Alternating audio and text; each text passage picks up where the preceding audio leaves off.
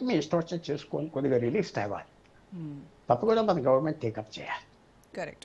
ఇప్పుడు Trump decisions అంటే కేవలం ఎలక్షన్ స్టంట్గా చూడాలంటారా? లేదు అని అంటే నిజంగానే ఈ అమెరికాలో పర్మనెంట్గా ఇమ్మిగ్రెంట్స్కి సంబంధించి ఒక లాంగ్ టర్మ్ ప్లాన్ ఏదైనా చేస్తుందని అనుకోవాలా? ఒకటి తప్పకుండా నాన్ వైట్ పీపుల్ని తగ్గించాలి. ఒకటి నాన్ వైట్ ఆఫ్రికా, ఏషియా, అది వాళ్ళకి డైరెక్ట్గా వాళ్ళకు ఉన్న టార్గెట్. రెండోది ఏంటంటే పాపులేషన్ వైట్ పీపుల్ తగ్గిపోతున్నారనే ఫీలింగ్తో ఇది తగ్గించాలి. మూడోది ఏదో మనం వాళ్ళ ఉద్యోగాలు తీసుకుంటున్నాం పాడు పప్పు అంటాం, అంత కరెక్ట్ కాదు. మనం వాళ్ళ ఉద్యోగాలు తీసుకునే అక్కడ అంతమంది లేరు అని ఉన్నాయి. మన ట్రంప్ చైనా వెళ్ళినప్పుడు అప్పటి వరకు చైనీస్ స్టూడెంట్స్ అమెరికన్ యూనివర్సిటీలో ఉండకూడదు అన్నవాళ్ళు ఉండాలి, ఇంకా రావాలి, లేకపోతే యూనివర్సిటీస్ కలాప్స్ అయిపోయినాయి అన్నారు. ఇవన్నీ ఆయన దృష్టికి తీసుకెళ్లాలంటే మనం ఇక్కడ భారతదేశంతో చేసింది ఏమి ఉండదు. ఆయన దగ్గరికి ఫారెన్ మినిస్టర్ తీసుకెళ్తాడు. నా ఆశ ఏమిటంటే మన ఫారెన్ మినిస్టర్ ఎత్తుతాడా, ఇలాంటి ఎత్తడు. ఎందుకు ఎత్తాలి అంటాడు.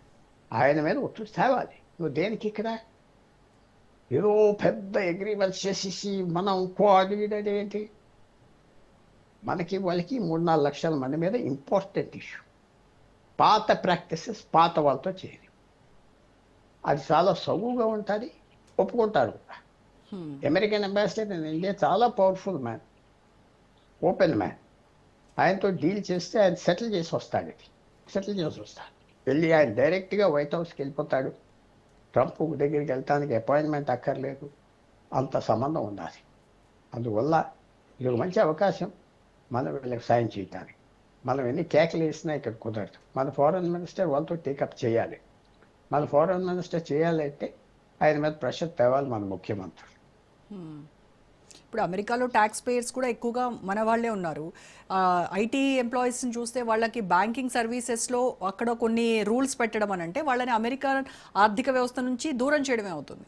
ఇన్ కేస్ వేరే కంట్రీస్లో ఉన్నటువంటి అమెరికన్స్ కూడా ఇలాంటి సిచ్యువేషన్ ఎదురైతే సార్ అది వాళ్ళు పట్టించుకోరు. ఇప్పుడు ఈవేళ మన ప్రాబ్లం ఏంటంటే మీరు అగ్రరాజ్యం అన్నారు, అమెరికా అగ్రరాజ్యం.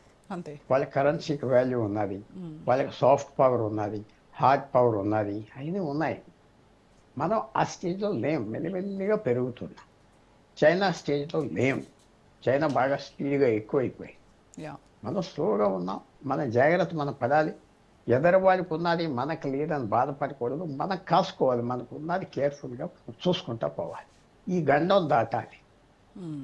ఈ వచ్చిన ప్రాబ్లం ఎలా దాటాలి, ఏం చేయాలి? చాలా ఛాలెంజెస్ వస్తున్నాయి భారతదేశానికి, చాలా ఛాలెంజెస్ రాబోయే రోజులు.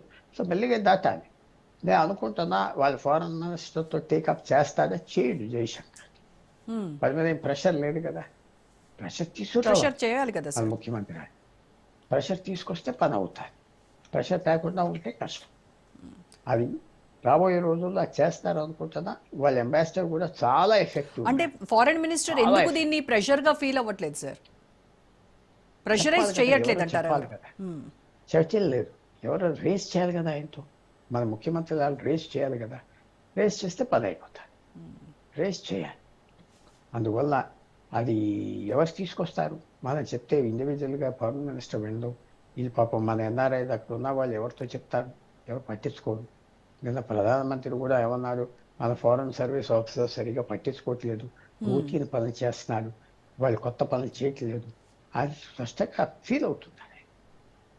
అందువల్ల మనం రాబోయే రోజుల్లో ఎలా తేవాలి ప్రెషర్? మీడియా ద్వారా మన ముఖ్యమంత్రి ద్వారా రిక్వెస్ట్ చేసి వెళ్ళి చేయండి, మాట్లాడండి అంటే పని అవుతాయి. నేను చాలా కాన్ఫిడెంట్గా ఉన్నాను, పని అవుతాయి, పూర్తిగా పని అవుతాయి. ఇప్పుడు ఈ రూల్స్ వల్ల మన దేశం నుంచి అమెరికాకు వెళ్ళేటువంటి మేధావుల సంఖ్య తగ్గి ఇన్ కేస్ భారత్కే రివర్స్ బ్రెయిన్ డ్రైన్ లాంటి లాభం ఏమన్నా చేకూరే అవకాశం ఉంటుందంటారా? Blessing in disguise. అదేం లేదండి. ఆ శ్రీధర్ వెంబు అంటాడు, అంతమంది వస్తే ఇక్కడ కూర్చుంటే మన కష్టం, మాటలతో సరిపడం. ఎవరో మన వాళ్ళు ఆశించారు, ఇక్కడ చిన్న ఉద్యోగాలు చేశారు, అక్కడికి వెళ్ళి $100,000 సంవత్సరానికి సంపాదించుకుని వాళ్ళు మిడిల్ క్లాస్ లైఫ్లోకి వెళ్ళిపోదామని అక్కడ ఆశిస్తున్నారు. ఎవరు ఆప్ చేయగలం? దే వాంట్ ఇండియా నుంచి వెళ్ళి అక్కడ లైఫ్ లీడ్ చేద్దామని వెళ్తున్నా. మనం ఏదో శ్రీధర్ వెంబు గారు ఉద్యోగాలు ఇస్తాడా? ఎవరు? మంచోడే శ్రీధర్ వెంబు, చాలా గొప్ప వ్యక్తి, గొప్ప పని చేస్తాడు. కానీ చాలదు కదా. ఇప్పుడు మన వాళ్ళు అక్కడ ఉన్నారు కాబట్టి మన వాళ్ళు పని చూసి గ్లోబల్ కెపాసిటీ సెంటర్ దాదాపు 1500 ఉన్నాయంట భారతదేశంలో. 1500. Hmm. అది దాదాపు 1,000,000 మందిలో అంతమందిలో ఎంప్లాయ్ చేస్తున్నారు. చిన్న విషయం కాదు. Correct. వాళ్ళు మన వాళ్ళని చూసి వీళ్ళు ఇక్కడ పెట్టారు సెంటర్. అక్కడ పని చూసి ఇక్కడ పెట్టారు. సో అవన్నీ వదులుకుంటే ఎలాగా? ఎన్నో సంవత్సరాలు సోషల్ క్యాపిటల్ మనం సంపాదించాలి. కాపాడాలి, మన ప్రభుత్వం కాపాడాలి. Hmm. నేను ఎప్పుడు అంటున్నా, మన ముఖ్యమంత్రులకి ఇది టైం, ఇది కరెక్ట్ టైం. Yes, sir. ఒక సంవత్సరం క్రితం కరెక్ట్ టైం కాదు, ఇది కరెక్ట్ టైం. ఇది చేస్తే మన పని అవుతుంది, రిలీఫ్ వస్తుంది. మనం అడిగేది కూడా చాలా రీజనబుల్గా ఉన్నది కదా. మీరు పాత వాళ్ళు ఆల్రెడీ అప్లై చేసిన వాళ్ళు అక్కడ ఉన్నారు, కొత్త వాళ్ళకి పంపించేయండి. Hmm. ఉన్న అప్లికేషన్స్ అన్ని రద్దు చేయొద్దు, అది అక్కడ ఉండలేము. ఇంకా ఆ తర్వాత H1B కొత్త అప్లికెంట్స్ కూడా ఉండరేమో తర్వాత. చెప్పాలి ఇది. మీరు ఇది చేయకపోతే ఇది మనకి రిలేషన్షిప్ కష్టం, ఎందుకంటే మా ప్రజలు ఒప్పుకోవట్లేదు. Hmm. చెప్పాలి, మా పబ్లిక్ మా మీద ప్రెషర్ తెస్తున్నారు, మీ పబ్లిక్ మీ మీద తీసుకొస్తున్నారు, మా పబ్లిక్ మా మీద తెస్తున్నారు. అసలు మనకి మీకు స్నేహం అంటే ఏంటి? ఏంటి యుద్ధ స్నేహం? చైనాతో యుద్ధం స్నేహమా, లేకపోతే ఏంటి బెదిరించేది? ఎందుకు బెదిరించగలిగాడు ట్రంప్ మనల్ని? మన వీసా హోల్డర్స్ గురించి బెదిరించేది, లేకపోతే పొమ్మంట. Hmm. భారతదేశం వాళ్ళు లెక్క పెట్టు. Hmm. అక్కడ ఉన్న వాళ్ళు 10 లక్షల మందో 20 లక్షల మందో వాళ్ళ గురించి తలోంచి కూర్చో. కరెక్ట్. అంటే అమెరికాలో ఉన్న టాప్ టెక్ కంపెనీసే ఈ విధానాన్ని వ్యతిరేకిస్తూ ఉంటే ట్రంప్ బ్యాక్ స్టెప్ తీసుకోవడానికి ఎందుకు అంత మొండిగా ఉన్నాడు సార్?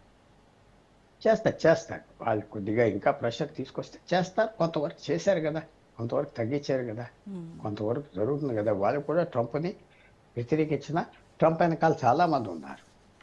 వాళ్ళు మనకి వ్యతిరేకంగా అంటే ఫారినర్స్కి వ్యతిరేకంగా అందరినీ కన్విన్స్ చేయాలి, చేస్తున్నారు కొంతవరకు. మరి మన ఎంబసీలో అవి ఇంకా పని చేయాలి. ఈ స్టాండ్ తీసుకోవాలి మన గవర్నమెంట్. ఇది కనుక మీరు చేయకపోతే మనం ఎన్ని చేసినా భారత్ ప్రజలు మీ మీద ఏం మంచి అభిప్రాయం లేదంటారు. చెప్పాలి, మనం చెప్తే విన్న కదా మార్కో రూబియో, మన ఫారెన్ మినిస్టర్ చెప్తే వింటారు. ఇది ఇలాగ మీరు చేస్తే మనం ఎన్ని షేక్ హ్యాండ్స్ ఇచ్చినా ఎంత చేసినా మనకు క్రాస్ అవ్వం ఫ్రెండ్షిప్.